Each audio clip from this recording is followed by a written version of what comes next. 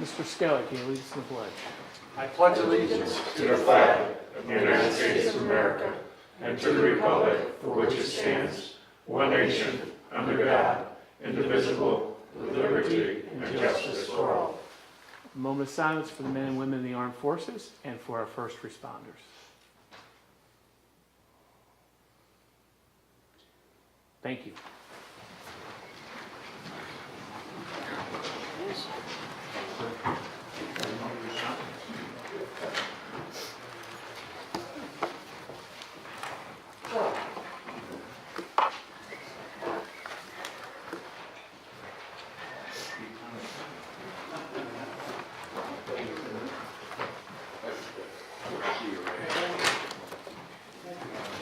Mr. Mayor, I got McCarty, please, if you will come down, sir.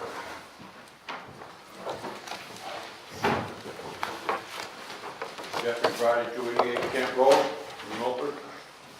Generally, when I come here, I complain and groan and moan about the Board of Education, but tonight I'm going to talk about something totally different. I'm going to talk about criticism. Knowing what to do is easy when you don't have to do it. One of the interesting and aggravating phenomena of our time is the vocal critic with all the answers when they want to step in and try to ruffle feathers with a system that is now working. They always seem to know the way to go when they don't have to go themselves, but are eager to criticize efforts that are in place. They are the expert pontification of every conceivable issue. Free from having to follow through on decisions, they also feel free to be critical of those who must bear the responsibility of following through on past failures. What a difference between the players of a field that are accomplishing neglected past efforts and the one who sit idly by as spectators in the scheme of things. They are the quarterback who never makes a mistake in their eyes. Of course, this isn't to say that dissent is wrong. Dissent is the stuff democracy is made of. But what about the dissenter's spirit?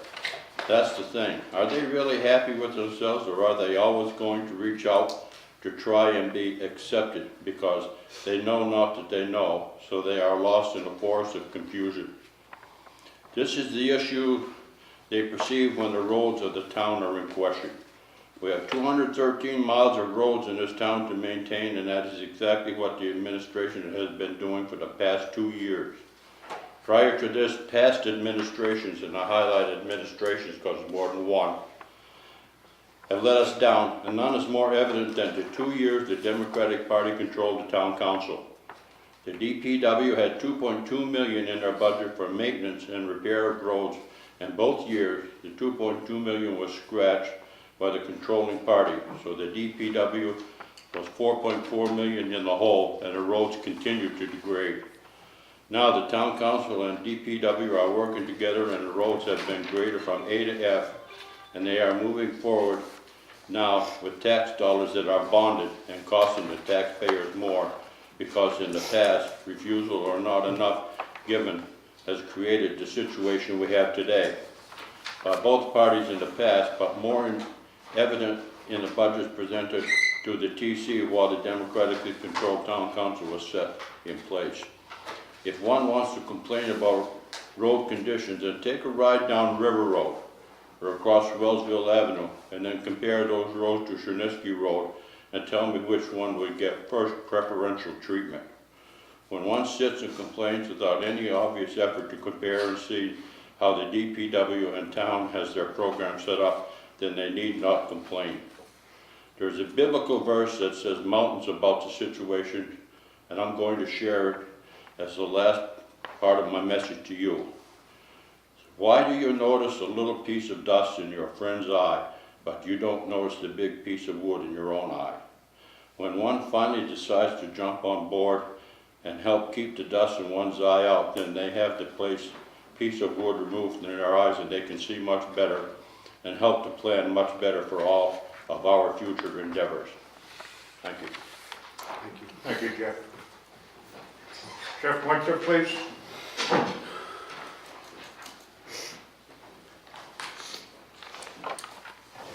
Good evening. Jeff Winter, 22 Morey Road. I'd like to talk a little bit about ethics this evening.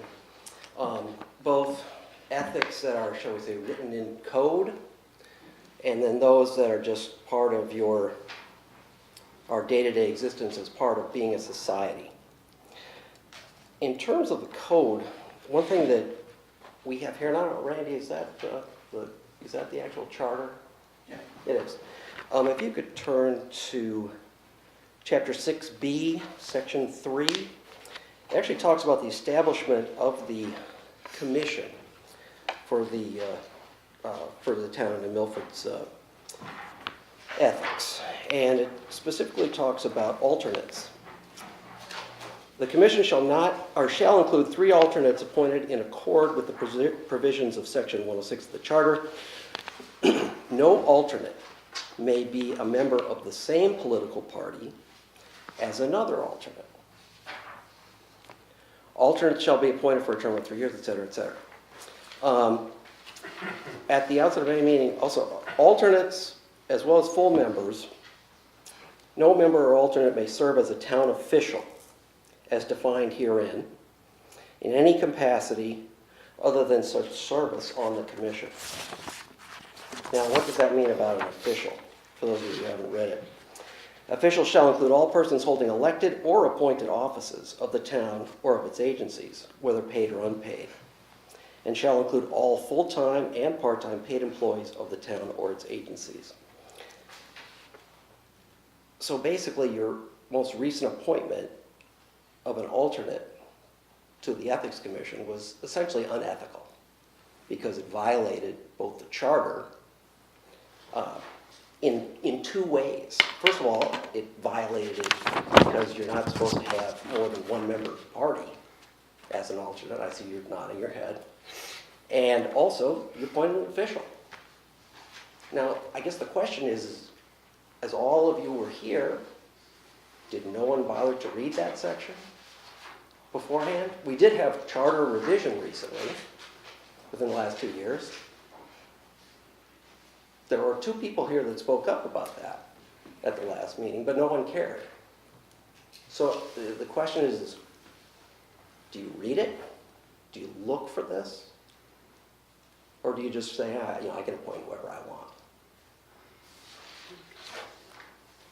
So it appears that maybe you've had a change of heart on that. And I say that just simply by some of the facial expressions around. But the other part of ethics involves a code that we try to live by, especially as a town and as neighbors. 2.5 years ago, the chairman of the Ethics Commission stood where I'm standing and complained about the Democratic mayor appointing a Republican to the Economic Development Commission because that individual had not been run by the Republican Town Committee. Now, mind you, that chairman is also the chairman of the Republican Town Committee. Yet, that one person, still was appointed and remains on that commission and the corporation and remains a Republican to this day. You have not heard that you have not appointed the Democrats that our chairperson has put names forward to you. Granted, it is your prerogative. But as the chairman of the Ethics Committee said that evening, that it has been part of the tradition of this town that parties can send names forward, and generally, in the past, they have been approved. When you continue to ignore, shall we say, civility, pulling together, you have to question why did you violate the charter twice in one fell swoop, but also just the general values of decency, civility, and as a community.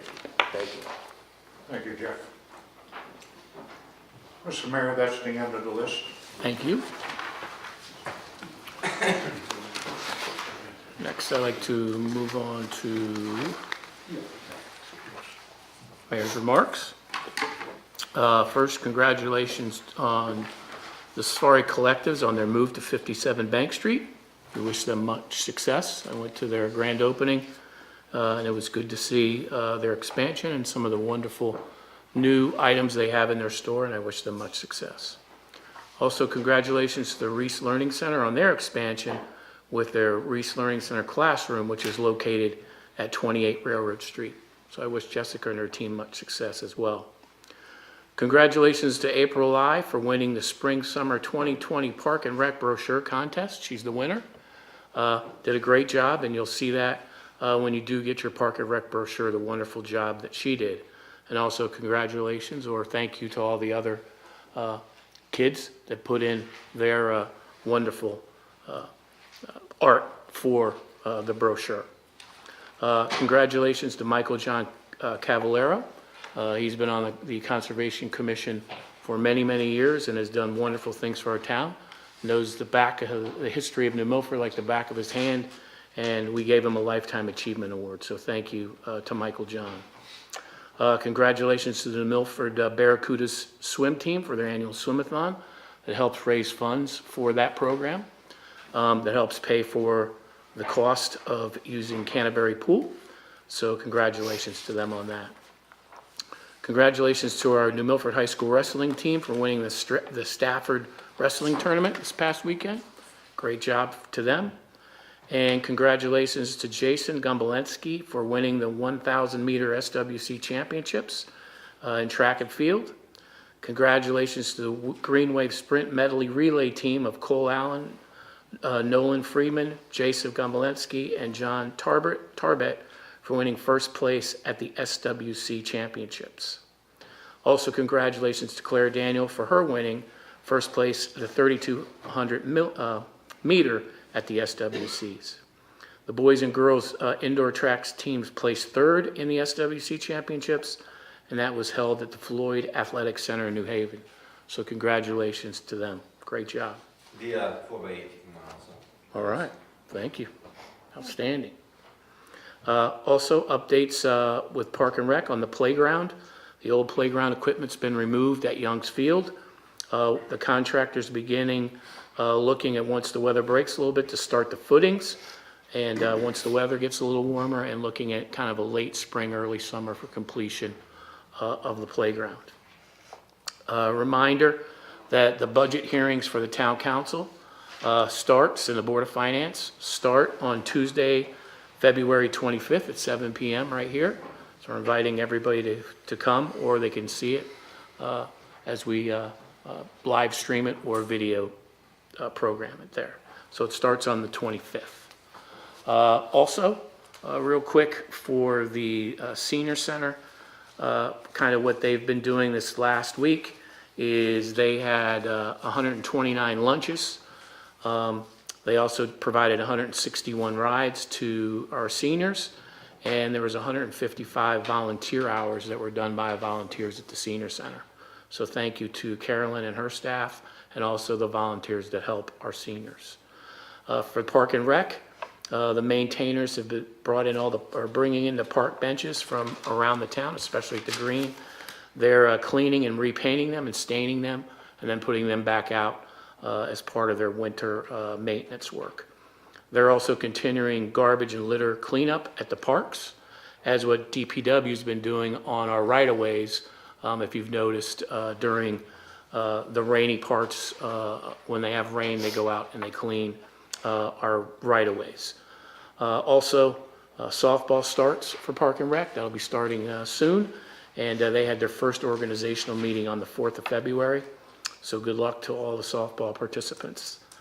Also, we're working on increasing electrical panels to a 200 amp at Young's Field, which will be happening when we have events down there. There's a need for electricity. They're also going to be replacing the sidewalk that enters the playground at Young's Field as we're doing the new playground itself. That's pretty much what I have as far as the mayor's report.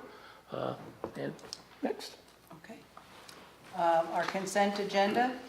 I'll move to accept items 4A, prior minutes, and 4B, tax collector. Second. Any discussion? Yeah. Sir? At the very end, it says I left the building, whereas I left the meeting. Just saying. Like, taking the building too, but. Who knows? Okay. We have a first and a second with the Typo. amended typo. Okay. All those in favor? Aye. Opposed? Thank you. I'll abstain from the minute. Okay, thank you, Doug. Item 5A, motion to approve the appointments and reappointments as listed. That would be Municipal Building Committee, Old Boardman Bridge Committee 2, which is temporary, Recycling Committee, which is temporary, Sewer Commission.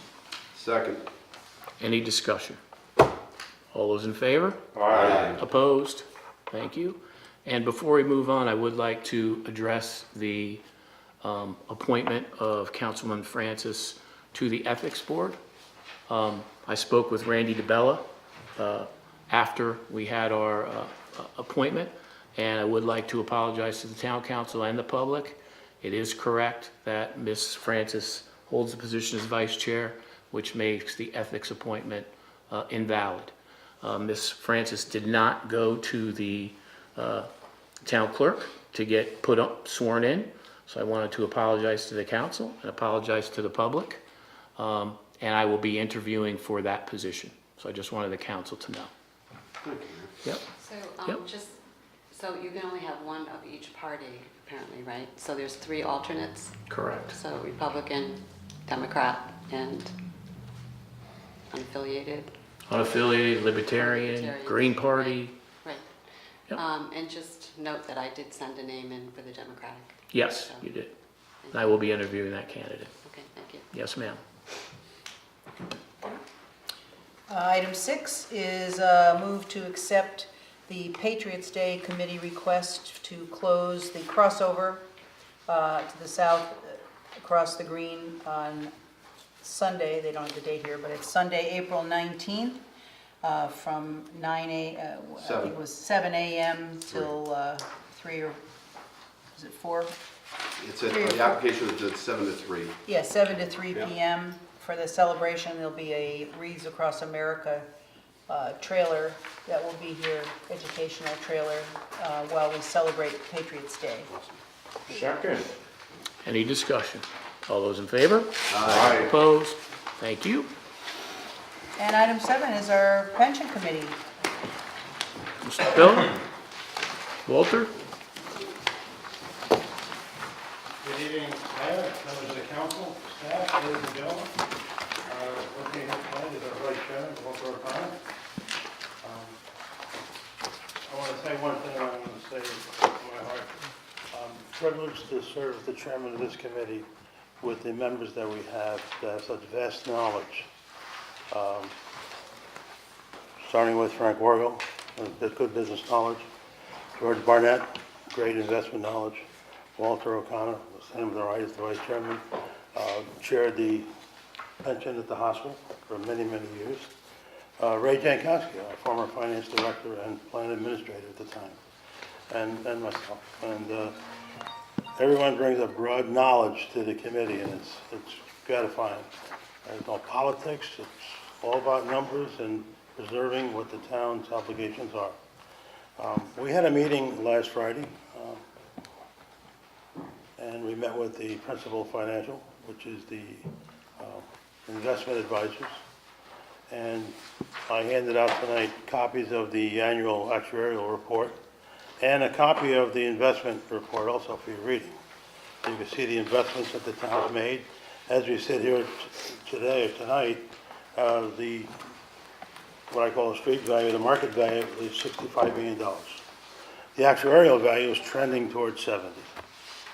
That's the actuarial. But the actual street value, market value, cash in, walk out the door, $65 million. So it's more than doubled in the last 7 to 8 years.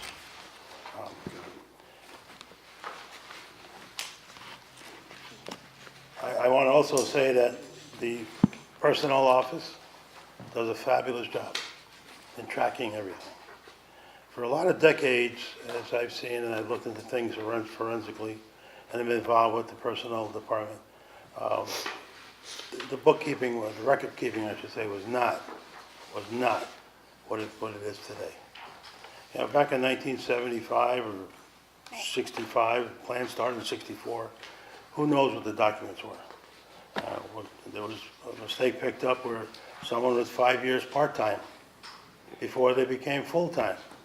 You had to be full-time to be eligible. That 5 years was picked up by the personnel office, not by the library or the Board of Ed. And record keeping is very critical when you're managing the affairs of hundreds of people. And what we do get every year, every July, we get an update of those who are in pay status, those who are employed, and those who are vested but yet not eligible. And we get that number every year. And we look through it, and you can see someone started in were eligible in 1978, but the date of hire was 1980. How's that possible? It's typo. So you can see, human beings, we all make mistakes, and you pick up on those typos. But if you let decades go by and no one picks up on it, it's costly. So we're forensically looking into all of that. The committee had a wonderful meeting on Friday with the pension advisors, and very pleased with the outcome of the report. What I gave you here tonight is a lot of reading, and if you have any questions, please get them to the personnel office, then to me, and we'll get those answers for you immediately. There's a lot to digest. Just quickly, if you look at page number 2, the annual contribution this year, which you have to budget for, is just slightly higher. And a lot of the reason causing that is we've moved the discount rate from what was 8%, which was a ridiculous discount rate. That's why the state of Connecticut is in a mess. We tweaked it down to 7.2, with the goal of getting it down under 7 into the 6s over time. Reality, that's called. It's called reality. I'm sorry, when you say discount rate, that's the rate you're projecting it will grow, the investments? Right, correct, right. Gotcha. Rate of return on Rate of the return. portfolio. So our net rate of return was just slightly under 6 after investment cost, which is pretty good, but it's not 7.2. Yeah.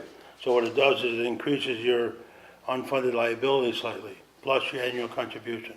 Plus, you gotta remember, we have had a lot of people retire in the last few years that were high-end income people who had a lot of years of service to the town. And when they retired, that's a big impact to the plan.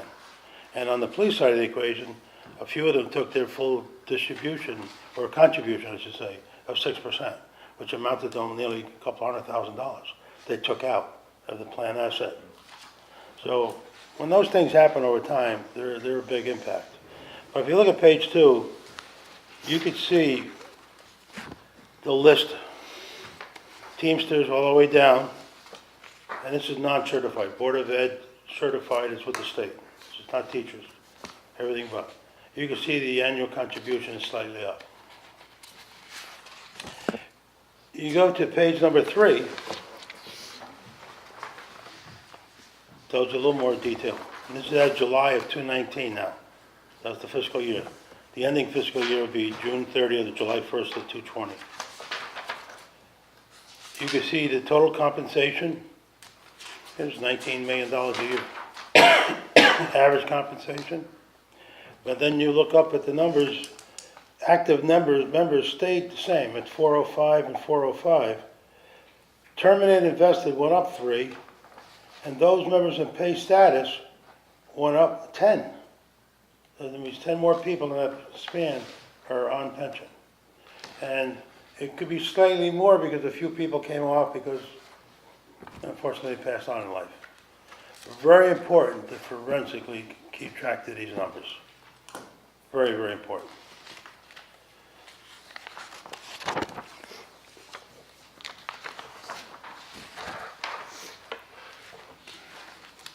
Get to page 5. You can see market value in 2018. And on February 7, 2020, the market value was 65 million. So you can see that growth over that period of time. Page 6. Approximate net rate of return is a little over 5%, which is pretty good rate of return. But when you're banking on 7.2, you're running a little negative. But you're paying out, benefits paid out, $3.8 million. So if you didn't have the asset base of this plan to grow from, you'd be budgeting 3.8. Pay-go system. You pay out 3.8, you got to budget 3.8. So the asset of the plan and the offset of the gain of the plan helps the town. Plus, we're amortizing the unfunded liability. We're not just taking a blind eye to it like the state does. We're amortizing it. We're doing over a 10-year period. Because of its positive direction, we went to a 15-year period amortization.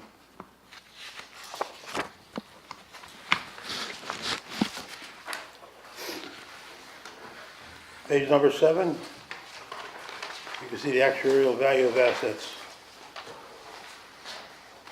based on Teamsters, AFSCME, police, government, library, sewer, Board of Ed, and pre-98 retirees.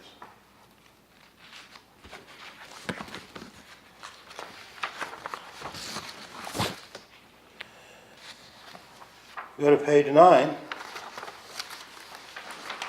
The plan has been an evolution since 1964. You can see that the members in pay status, the actuarial, is higher than those that are employed. So a lot of people are retired over the life of this plan. It's gone the other way.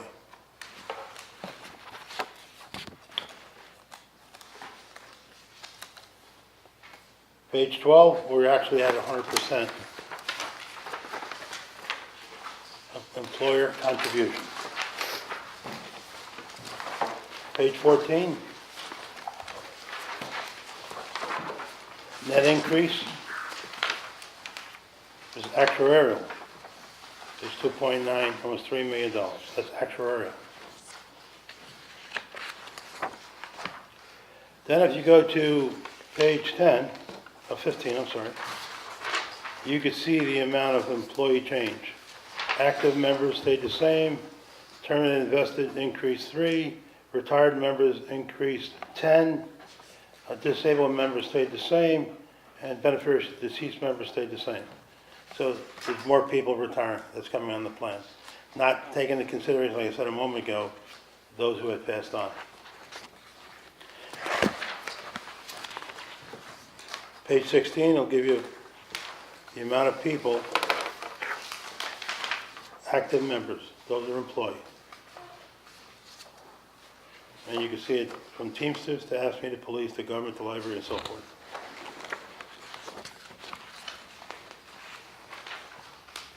Then on page 17, you can see terminated investment. You can see the changes.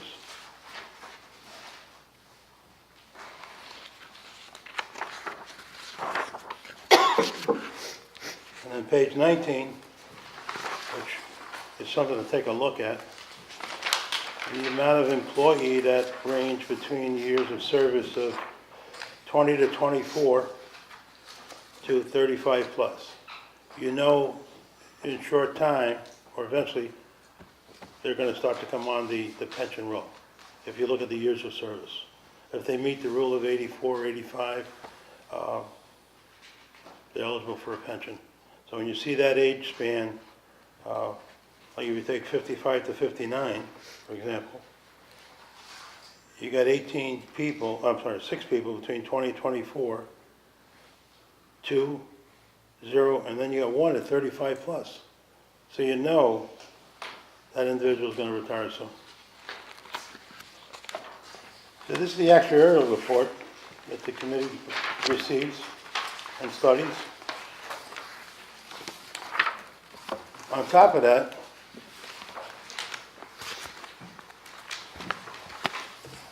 if you look at it very carefully, is those who are getting pension, not only the amount, but I've seen a lot of typos that I've highlighted for personnel to talk to the actuaries about.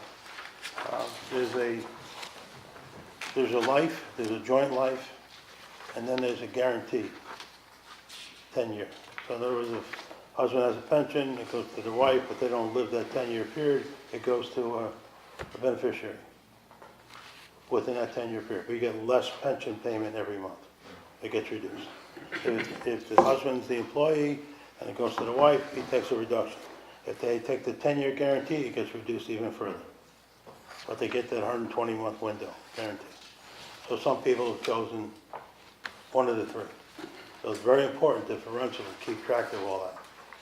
The other thing that we're discussing with personnel, and very important, is once you get outside town to Milford and someone unfortunately passes on, you don't know. You got to rely on Social Security Administration. And who knows in Mississippi or Montana how they deal with things.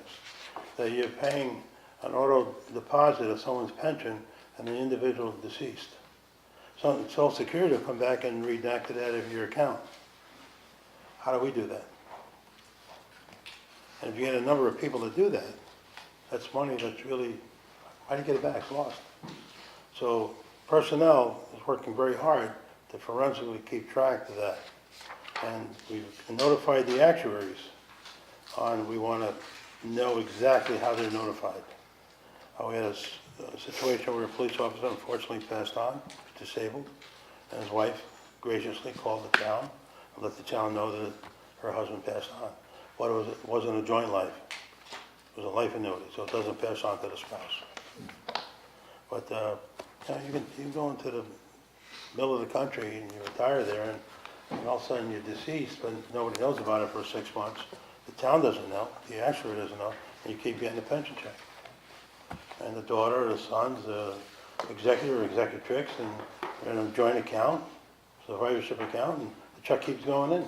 I don't think they're going to be rushing to make you a phone call. It can happen. So that's why we're forensically looking at all this stuff. And personnel do an exceptional job with that. You have to. You just can't assume. I saw it before in executive status where they kept sending a check and they come back, take it out of the account. They send you a letter, they said we paid for August, September, and October, we're going to come back, take it out, which they did. But in the case of the town, how do you do that? That's the problem. It's serious money. And if you have a small percentage that's getting a check who's past their days on the planet, that's a lot of money that's lost. So we're even going in that direction to look at everything forensically. Walter, would you like to add? No, I think, just on the rate of return, continuing to decrease that down, given that we have a 50-50 breakdown of the portfolio between fixed assets and equity assets. And when you got a 3+%, 4% corporate bond yield, to get up to 8% or 7% is very difficult. And the returns that we were talking about are net of all our costs. So I think that's very reasonable rate of return that we've got on. I'd like to see another point higher, but I'll take what we've got and set in the right direction. I make it a habit, I read the Denver News Times faithfully, and anytime there's an article about pensions, I cut it out and make a copy, and I read it. And a lot of it has to do with state pensions and the mess that the state has. And I keep the article, because in a lot of cases it's interesting reading and also has some positive aspects of it that help you. What the council, the legislative body, may want to consider in the future. New hires on or after a certain date, maybe a 403B, 457. So there's a contribution not only by the town but by the employee. So if they leave after 3-4 years, they don't have vesting, but they walk away with something. Then eventually, over time, which takes negotiation, that'll be townwide. I mean, that's the governmental trend throughout the country, is to go in that direction. So I'd be happy to provide you with the detail on that, so you consider that in the future. And, When you say future, you think this is something we should look at sooner rather than later? Yes, yeah, The near future? the near future, yes. Because, Within our lifespan. yeah, And I'm in my 70s, so we're going to we're close. everybody teasing, I tease everybody, they say, well, geez, how old are you? I said, I'm 36 and a half times the cube root of 8. And they walk away saying, what did he say? I love numbers. What are we vested right now? Pardon? What's our vesting, compared, like how much do we have, the unfunded mandate portion? Oh, about 14 million unfunded. What percentage is that? Oh, we're at low 80s. So close to what the state is. Oh, we're a lot better than state. Yeah. State's a little lower than Yeah, they're Mike, they're 100 billion unfunded liability. Never gonna get out of it.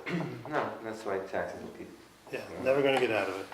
But the town, fortunately, the plan is strong, the investment strategy is strong, but,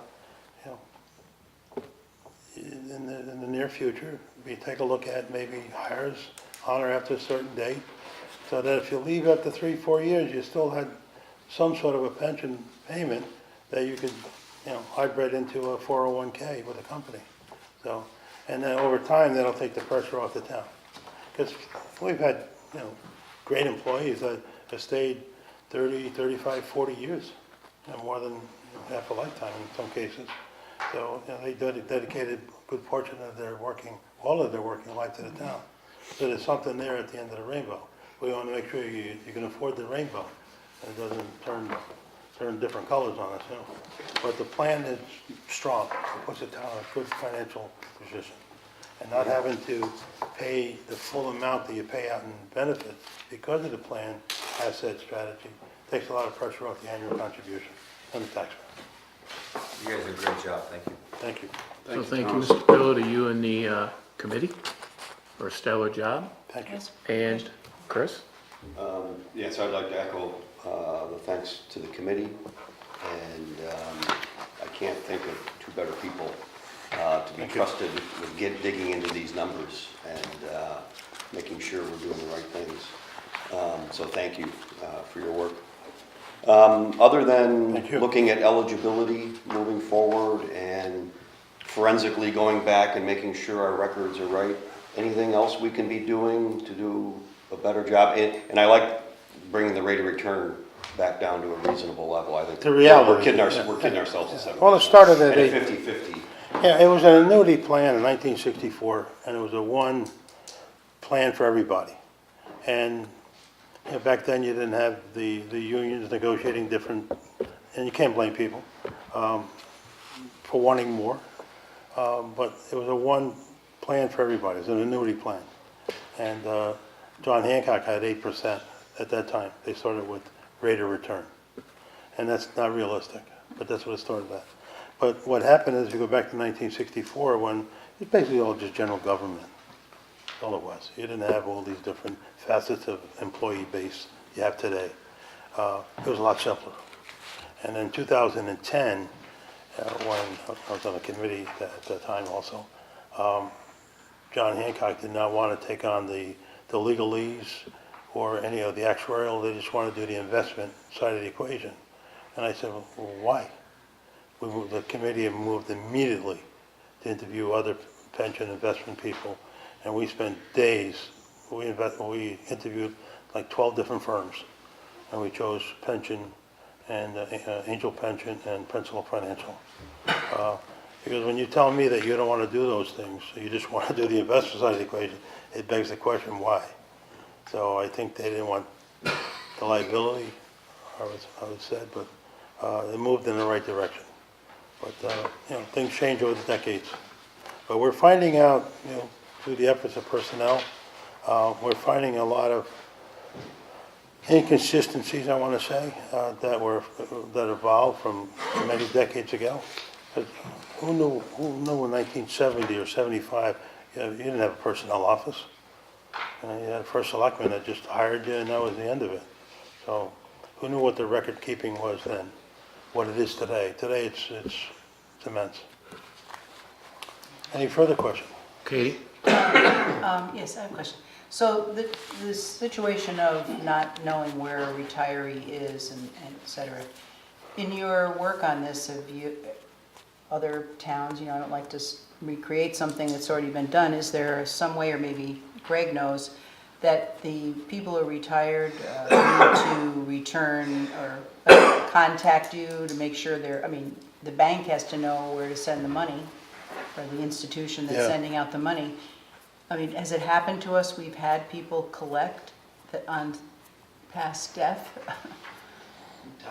Yes, Yes. please. So we have not come across any instances where someone has been continuing to collect. So Principal Financial is actually contracted. There's a software through the Social Security Administration. So when Social Security ends, that's how Principal Financial gets notified as well. So we actually have communication when we initiate the pensions that when something does happen, the family is to contact the town.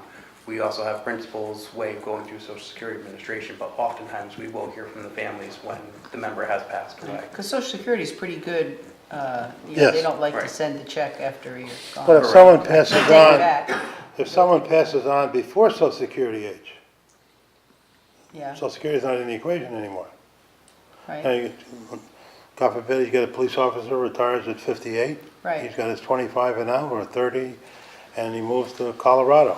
I just wondered if No, there, it's not on if you heard Social Security. from either, Angel or this other outfit, if there is a common way that people are kept track of, so to speak. Well, we did a conference call with them, and the ladies on the phone, very helpful. They had asked us to look at, obituaries. What obituary are we going to look at in Arkansas or Kansas? Well, right, exactly. I mean, that's really their. It just seems in this day and age of being able to find anything about anybody that there'd be somebody who'd come up with a business to Yeah. do this. Well, I'm sorry, go ahead. Part of the problem, Katie, and something we are suggesting, is each town has a different person handling all their Oh, requests. sure. And that, to try to come together with a common thing, the reporting lines are a little bit Right. difficult. And plus, we're also talking fraudulent behavior. I mean, sometimes it's an oversight, but other times it's criminal behavior. Sure. And that's a whole other different issue of trying to pick it up. And if you were to find that, if it were to occur in, say, 6, 7 months, a year, or whatever, is there recourse to collect that funds, which Social Security does, I know that. Right, and through Principal, and that was one of the questions we asked, is yes, they will automatically pull that money back from an account if the account is still active. If it is not active, they will go after the families to attempt to get that money, but it is not it's not foolproof, unfortunately. Yeah, it's principal's responsibility to do that, not That is correct. the towns, but Right. Yeah, notification. good. Dave, do you have? I will be. Walter? I'm not trying to be a cheerleader here. I certainly was never accused of being a math major. I thought this was I went to college on a math scholarship. Thomas, you and your committee, Thank what you. an asset to this Thank community. you, thank you. And I just want to say thank you. Thank you, Walter. Yes, Thank you. thank you. Thank you. Mary Jane? Do we pay health benefits to retirees? Only the police Only officers that have been hired before July 1st of 2018. That benefit has been sunset. And Board of Ed, How non-certified? much does that account for? Like, No. what is Don't know on the Board of Ed side. I think there's a certain portion of retired teachers that do. They're, they're But I believe that's closed. as well. non-Medicare eligible. Right. so what does that account for? Like, what percentage does that account for? What do you mean? The health benefits that we have to pay out? Well, that's on the health side of the equation outside the pension, but the police negotiated years back that they pay what is called a COBRA. So if a single or married with a family, there's a COBRA value. And in the early stages, they only pay 10% of that COBRA.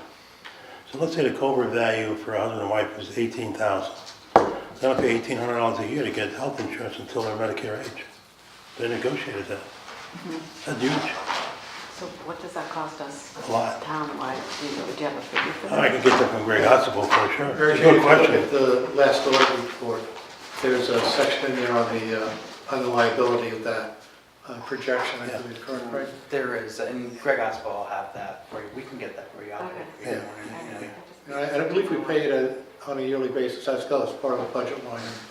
There's an OPEB trust that was put together. I believe that there's $1 million in the OPEB trust right now, but I don't want to give specific numbers without looking at it and researching it. Yeah, the OPEB trust was formed to where the pension committee are the members of the trust. Town attorney Randy DeBella did that for us. To get people to serve on an OPEB trust, you gotta understand it first. And it's, but the idea that came up at the time to satisfy the auditors was to have the pension committee members become members of the OPEB trust. So we changed the ordinance creating the pension committee to allow for that. And over the years, through your budget, you've been appropriating a certain amount of money to put into that trust. Even though they're on the town-wide insurance, it satisfied the auditors. With the insurance change now, there may be some change in the unfunded liability that you see in your actuarial report with the town, your auditor's report, where they have two forms of OPEB. One is the OPEB trust, which is the police, and the other OPEB is the retired teachers. I think that's being handled totally different now. So the OPEB trust liability that's in the actuarial, in the town's report, it's probably a lot less than what it was. And maybe David, you could add to that on with the teachers on retirement. They don't pay into the insurance. No. So that's changing the liability But on. they don't get the health insurance. They don't get it. Until 65. Right. Since 1988, all teachers are paying into Medicare. So teachers that were retired before 1988 or were hired before 1988, excuse me, are still eligible for this type of a benefit. But that's a declining number since 1988. Everybody's been paying into Medicare, and we don't intend to have a liability for them going forward. If you look at the aggregate cost of the medical and even the pension arc, and you take that as a percentage of your budget, and even as a percentage, which I do, my figures of the amount to be raised in taxation, because there's really no offset to those two items to speak of. There's no ECS formula, there's no anything. So they're kind of dead red expenses. So if you take that as a percentage of the $103 million budget, it's a big number. If you take it as a percentage of the amount to be raised in taxation, it's even larger. It jumps high. And those are two big numbers you got to deal with on your budgets. They're massive. And, back in the 90s, early 90s,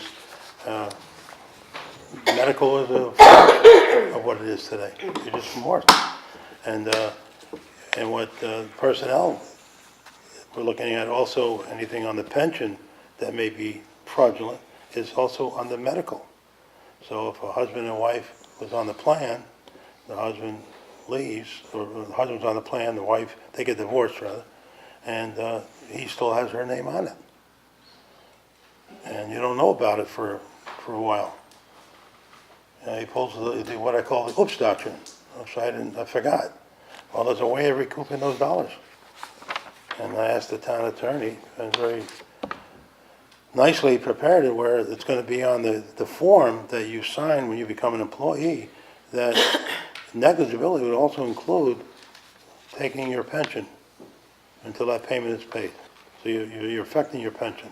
So you're going to think twice about fraudulently signing something that you have a spouse that now you're divorced. So it's very important to have that. Because I know someone in New Canaan Police Department had his wife on his employee, but they were divorced. She was on her own insurance, but he just left her name on there. He got fired, even though she had her own insurance. So each town treats things differently. But I think here, if you're fraudulently using the town's insurance and it's noticed, then the town has a right not only to go after you for those funds, including but not limited to taking any pension asset you may have, to pay for that. I think it's time for that. Given the fraudulent is not right to start with, but given the expense of insurance, it's a big thing. One of the things we do for that, by the way, is we have employees all certified on an annual basis, their eligibility, and making sure that all dependents are in fact eligible. Doug? I commend both of you guys. Thank you. Tommy, you're phenomenal with numbers. And just doing quick math here, we have 247 people over the age of 50. that are on here, that's 62%, so in a 15-year range, you're gonna have those people retire. Yeah, yeah. And it's gonna get tougher and tougher. Yeah. You know, people are living longer. So Yeah, you well, that's a gotta- good thing, but Yeah. it's gonna get It's tougher. good that they're living longer, but it's gonna cost. Yeah, we had some, But it also comes at an expense as well, so. you have Yeah, it to figure does. that out. you know, we've had some people dedicate over 40 years of their life to the town. And, you know, retire with more pension that they were getting paid. Yeah. We're very grateful that we have people like you Thank you. helping out the town do this, because it's not an easy chore. And- It can be and I- very and I get- expensive if we had to source it out. And the committee, again, I'm repeating myself, and a lot of broad knowledge on one committee. A lot of broad knowledge. Thank you. Thank you. Any other questions? Okay. Thank you, Mr. Pills. Thank you to the committee. Stellar job. Thank you. Very much. Hey, Mr. Mayor, a motion to adjourn, sir. Do I have a second? Second. Any discussion? Yeah, just real quick, the tax deferral on the sewer, is that gonna come before us? Yep. soon? 'Cause I don't wanna wait too long with the construction season getting close. Yep. All those in favor? Aye. Opposed? Thank you.